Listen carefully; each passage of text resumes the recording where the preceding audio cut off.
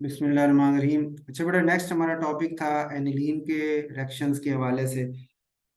अच्छा, आपके सिलेबस में तो डायरेक्ट एनिलीन उसने मेंशन नहीं किया, लेकिन चूंकि अमीन्स की प्रेपरेशन और रिएक्शन मेंशन किया है, तो इसलिए मैं ये भी आपके साथ डिस्कस कर रहा हूँ और मशवरा भी यही दूंगा कि आप इसको भी ज़रूर देख लें, क्योंकि इसकी कई रिएक्शंस और बातें हम पीछे भी कर रहे हैं, तो यहाँ पे भी ये बातें जो है ना दोबारा आ जाए। अच्छा, फर्स्ट इसका है जी प्रेपरेशन का, कि नाइट्रो बेंजीन जो है उसमें आप रिडक्शन करें तो आप एनिलीन हासिल कर सकते हैं। ये पीछे भी हमने, आपको याद होगा, बात की थी कि या तो आयरन और HCl ले लें, या डायरेक्ट कैटालाइटिक हाइड्रोजनेशन कर लें निकल की मौजूदगी में, या आप टिन और HCl ले लें, या आप SnCl2 ले लें और HCl ले लें। तो इन सारों में आपके पास ये रिडक्शन नाइट्रो की होके एनिलीन बन जाती है। और लेबॉर्ट्री प्रेपरेशन के अंदर, ये तो कमर्शियल मेथड है, लेबॉर्ट्री के अंदर भी हम इसको यूज कर लेते हैं, टिन और HCl की कॉम्बिनेशन को, और नाइट्रो से हमें एनिलीन और वाटर जो है वो मिल जाता है। ठीक है, इसका मैकेनिज्म जो है उसको आप चाहे लिखना चाहें तो इसी वे में आप लिख लें, लेकिन ये क्वेश्चन जो है ना वो बैलेंसिंग के साथ नहीं दी हुई। अगर आप बैलेंसिंग क्वेश्चन बनाना चाहें ना, तो ये फर्स्ट टाइम में नाइट्रो के साथ टिन और HCl मिलके अटोमिक हाइड्रोजन दे, ये वाला प्रोडक्ट बन जाता है। ठीक होगा। और सेकेंड स्टेप में फिर बेस के साथ जब हाइड्रोलिसिस होती है, अब इसने एनिलीन और वाटर तो लिख दिया है, इसने यहाँ लिखना चाहिए था कि NaCl भी बनता है, सोडियम क्लोराइड। सोडियम जो यहाँ है वो कहाँ गया, तो वो NaCl के की फॉर्म में वो आपको मिल जाता है। और जो टिन है वो भी SnCl4 की फॉर्म में आपके पास आता है। ठीक है, तो ये थोड़ा सा आपको रिएक्शन देखना पड़ता है। ठीक हो गया। अच्छा, कमर्शियल प्रेपरेशन के अंदर इसका ये है कि एनिलीन जो है वो नाइट्रोबेंजीन की रिडक्शन हम करते हैं आयरन और एसिड की मौजूदगी में ना, कमर्शियल लेवल पे, लार्ज स्केल के लेवल के ऊपर। ठीक हो गया। लेबोरेटरी के अंदर हम टिन HCl को यूज कर लेते हैं, और इंडस्ट्रियल लेवल पे हम आयरन और HCl और वाटर को यूज करके इसकी रिडक्शन करके एनिलीन हासिल कर लेते हैं। दूसरा तरीका है vapour phase reduction of nitrogen nitrobenzene. क्या हम इसमें नाइट्रो जो बेंजीन है उसके वेपर फॉर्म में ले जाते हैं, और फिर हाइड्रोजन के साथ रिडक्शन करते हैं, कापर या सिलिका, यानी वो दोनों गैसेज रिएक्टेंट है, और नीचे आपने सॉलिड फॉर्म में कापर या सिलिका लिया होता है, जिसका काम इन दोनों को मिलाना और रिएक्शन करवाना होता है। तीसरा है अमोनोलाइसिस ऑफ क्लोरोबेंजीन। क्लोरोबेंजीन की आप अमोनोलाइसिस मतलब, लाइसिस होता है ना ब्रेकेज की, अमोनिया आके कार्बन और क्लोरीन वाले बॉन्ड को तोड़ देती है और खुद उसकी जगह अटैच हो जाती है, इसलिए इसको अमोनोलाइसिस का नाम दिया जा रहा है। ठीक है, अमोनिया आके क्लोरीन से अमोनियम क्लोराइड बन जाएगी, और खुद जो नाइट्रोजन है वो अमोनिया ग्रुप, यहाँ ये से आप न्यूक्लियोफिलिक सब्स्टिट्यूशन रिएक्शन भी कह सकते हैं, कि नाइट्रोजन अमीन, जो नाइट्रोजन है वो न्यूक्लियोफिलिक अटैक करती कार्बन के ऊपर, और वहां से क्लोरीन को रिप्लेस कर देती। ठीक हो गए।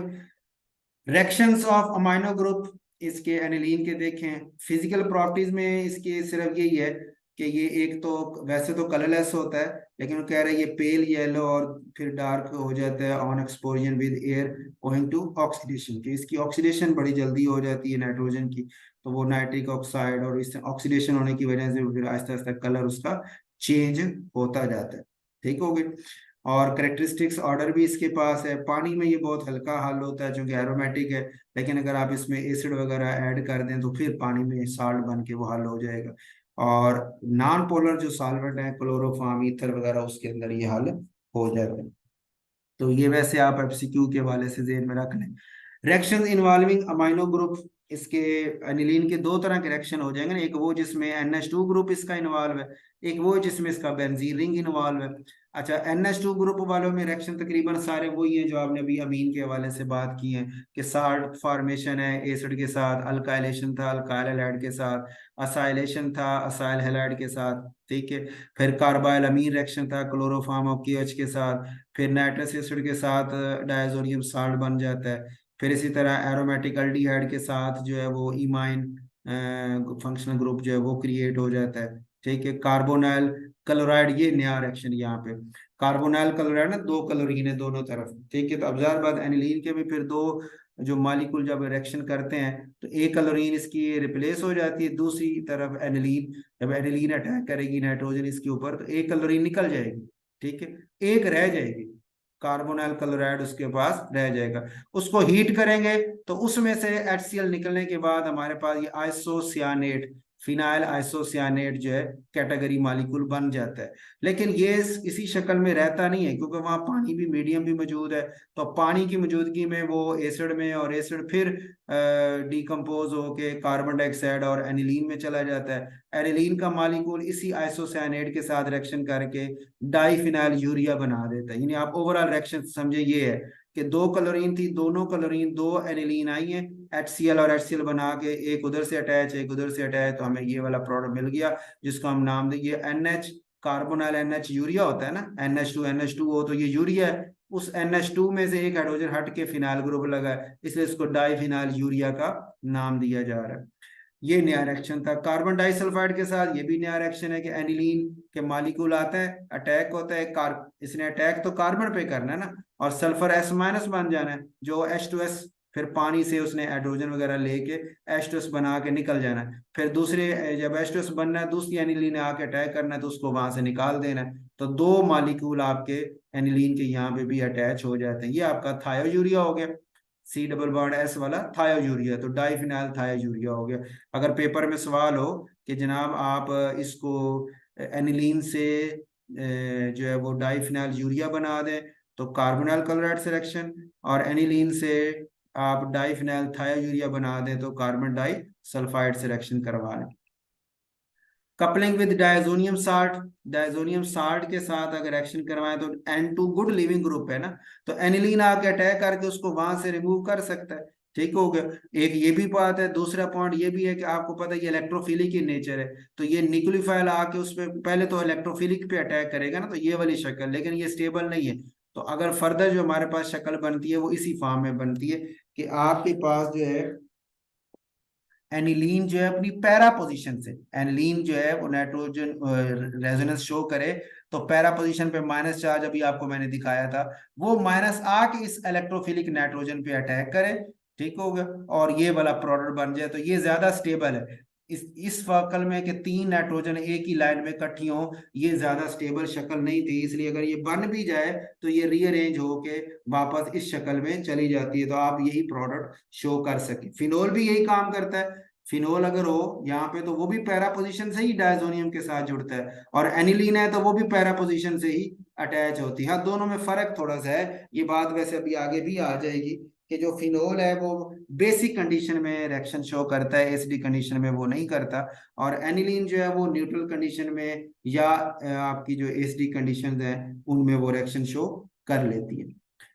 सब्स्टिट्यूशन रिएक्शंस और बेंजीन रिंग, ये तो हमने बात की, वो रिएक्शन है जिसमें अमाइनो ग्रुप इन्वॉल्व है, बेंजीन रिंग वैसे का वैसे ही कायम है। और ये दूसरे वो रिएक्शंस हैं जिसमें आपके बेंजीन रिंग जो है वो कायम, जिस तरह फिनोल में आपने ब्रोमीन वाटर से कराया तो ट्राइब्रोमोफिनोल वाइट 50 बनती है, इस तरह एनिलीन भी ब्रोमीन से रिएक्शन करके ट्राइब्रोमो एनिलीन वाइट 50 बना देती है। अच्छा, अब ये एक शॉर्ट क्वेश्चन वहां भी हमने डिस्कस किया था, या दोबारा ये वाला सवाल बन सकता है कि अगर आपसे क्या है कि बेंजीन से ट्राइब्रोमो बेंजीन बना दें, ठीक होगा, तो आप ट्राइब्रोमो बेंजीन हम डायरेक्ट तो नहीं बना सकते ना, तो आप पहले बेंजीन से नाइट्रोबेंजीन बनाए, नाइट्रोबेंजीन से एनिलीन बनाए, एनिलीन की ब्रोमिनेशन करके ये बना लें। ठीक है, और फिर इस अमाइनो ग्रुप को आप रिप्लेस कर सकते हैं, इससे डायजोनियम साल्ट बना के पानी से रिएक्शन कराएं तो वो डायजोनियम साल्ट वो नाइट्रोजन निकल जाएगी, और बेंजीन आपके पास ट्राइब्रोमो बेंजीन की शक्ल में आ जाएगा। ठीक हो गया। इसी तरह एक ये भी उसने कन्वर्जन दी है कि आप एनिलीन से पहले अमाइड बना लें, फिर ब्रोमिनेशन आर्थो पैरा पे, फिर हाइड्रोलिसिस करके वापस एनिलीन हासिल कर सकते हैं। ठीक है, क्योंकि फिर अगर एनिलीन रहेगा तो फिर तो वो तीनों ब्रोमीन अटैच कर लेगा ना, 50 बना दे। हम कहते हैं नहीं, एनिलीन की ब्रोमिनेशन करनी है, हम सिर्फ चाहते हैं आर्थो या पैरा पे अटैच हो, तीनों ना हो। तो उसका तरीका फिर ये है कि आप पहले उसका एनहाइड्राइड बना सिलेक्शन करके इसको या एसिटाइल क्लोराइड से करवा के अमाइड बना ले, वो उसके ये रिएक्टिविटी को जरा कंट्रोल कर लेगा।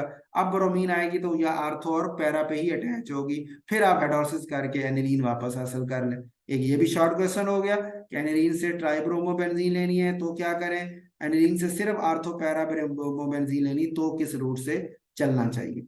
ठीक होगा। नाइट्रेशन है, ये भी अभी पीछे मैंने आपको एक शॉर्ट क्वेश्चन डिस्कस किया कि एनिलीन से सिर्फ डायरेक्ट नाइट्रिक एसिड से रिएक्शन करवाएं तो वो अमोनियम साल्ट बना लेता है जो मेटा डायरेक्टिंग है, तो मेटा वाला प्रोडक्ट देता है। लेकिन अगर मैंने आर्थो पैरा लेना है तो फिर पहले इसको मैं असाइल एलाइड या एनहाइड्राइड से अमाइड में कन्वर्ट करूं और फिर नाइट्रेशन करूं, तो आर्थो और पैरा प्रोडक्ट मेरे पास आ जाएगा, जिसकी हाइड्रोलिसिस करके मैं वापस एनिलीन हासिल कर सकता हूँ। इसी तरह सल्फोनेशन करेंगे तो एनिलीन जो है वो आर्थो पैरा डायरेक्टिंग ग्रुप पे खुद, इसलिए आर्थो और पैरा वाले प्रोडक्ट हमें दे देता है। ठीक है जी, ये इसके जी रिएक्शंस हो गए आपके एनिलीन के। और डायजोनियम साल्ट जो है वो भी इसी के साथ ही हम डिस्कस कर लेते हैं, चलो कि या इसको मैंने सेपरेट रख लेते हैं।